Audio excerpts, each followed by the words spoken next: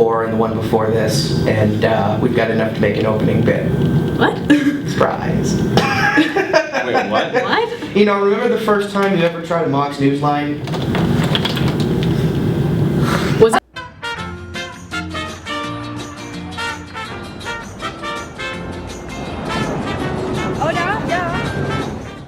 Last weekend in Missouri, a man was charged with starting a brawl at a local Monopoly tournament. Police report that the fight was instigated when one of his opponents shouted, "You wanna pass go, bro?" In California, a local surfer discovered a venomous yellow-bellied sea snake while out in the ocean. The species is known to be native to South America, making this the northernmost sighting of a sea snake ever. Scientists believe the weather event known as El Niño has forced the snakes to find warmer waters farther north. In response to the discovery, Donald Trump has promised to build another wall across the California coastline in hopes of protecting America from all Niños.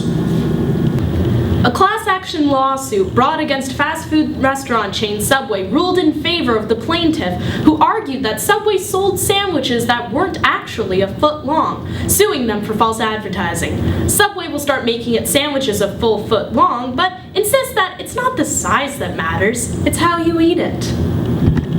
In wake of the Canadian election, a petition has started to rename Calgary International Airport after former Prime Minister Stephen Harper.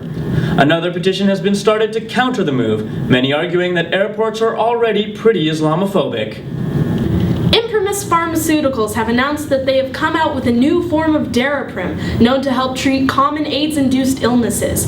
The drug garnered national attention when Turing Pharmaceuticals CEO Martin Shkreli increased its price from $13 a pill to $750 each.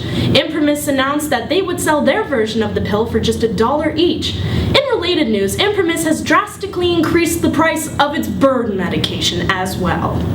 A new study shows that eating cheese can trigger the same part of the brain as doing hard drugs like heroin or cocaine.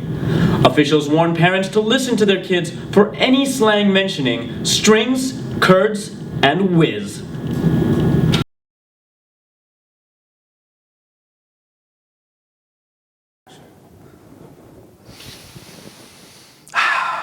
Feel that? The winds of change are blowing.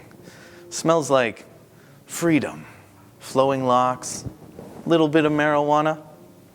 Ladies and gentlemen, the last time Canada smelt this way, there was a Trudeau in office. Well, butt out your joints and put down the Visine because it's Trudeau, just in case you were wondering.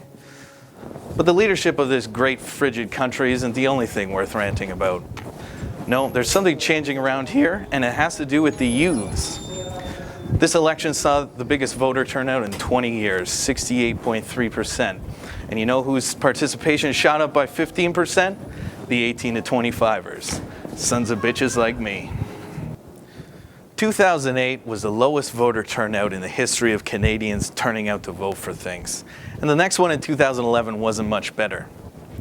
You see, back then things were a little hazy. We basically had to pick between two sides of the same shitty coin. Heads they win, tails you lose. Now, when governments spend so much effort to not engage young people, when no party platform remotely represents the interests of students, it becomes really, really hard to give a shit. Logic would dictate, if you want to get elected, you talk to the people who vote. So if the kids don't vote, why would you ever talk to them? Only if nobody talks to the kids, why would they ever vote? Earlier this year, the Fair Elections Act officially banned Elections Canada from advocating to vote, believing that party initiatives like flyers and volunteers would encourage them to do it anyway. Kind of like in the United States. The only problem is the US campaigns get a lot more money than the Canadian ones, which means they can actually afford to fight a two-front turf war against Greenpeace and the Mormons. So this is what I think. The so-called Fair Elections Act bans the Fed from telling you to actually get out there and vote. Now, this bill was introduced by the House of Commons and endorsed by the Prime Minister's office. Places filled with people voted into their jobs.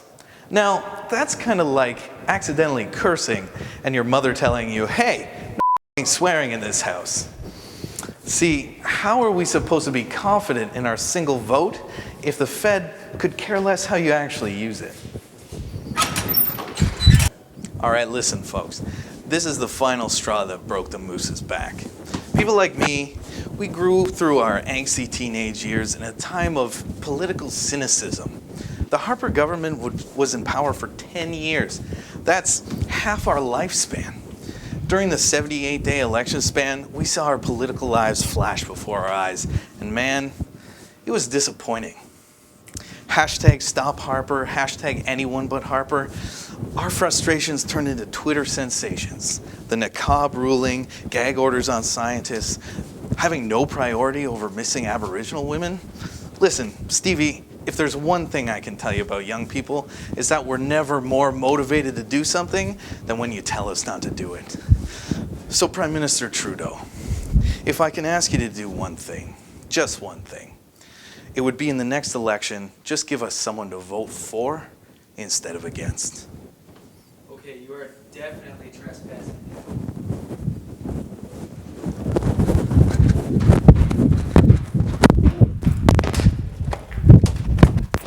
Officials warn parents to listen to their kids. Very slang mentioning strings, courage, and whiz.